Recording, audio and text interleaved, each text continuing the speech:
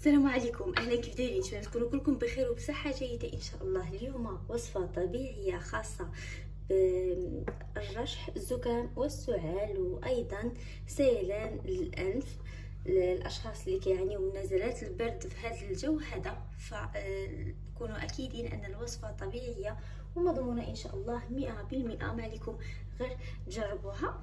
غناخذوا هاد المكونات. نبداو اول شيء كميه من الكركم طبيعي اللي هو الخرقوم.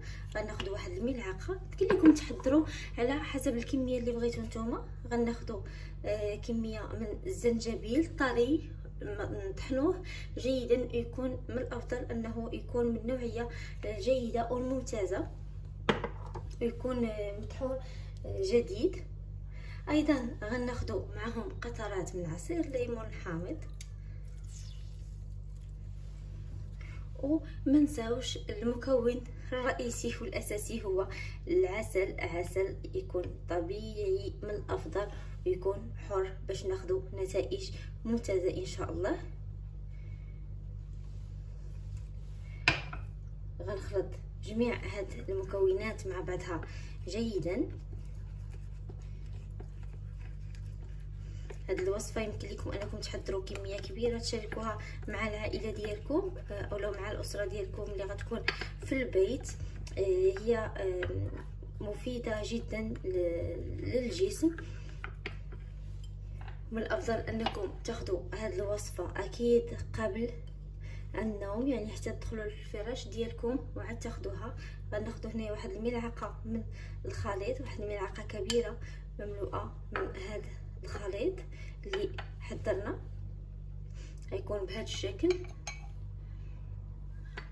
غنضيفوا عليه قطع من الليمون الحامض اللي كيعاني من مشاكل في الجهاز الهضمي، فيمكن لكم انكم تنقصوا او لا تقلوا من كميه الحامض، لانه الزنجبيل ملي كنطحنوه جديد او طري فحتى هو كيكون حامض نوعا ما.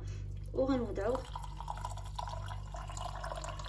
ماء ساخن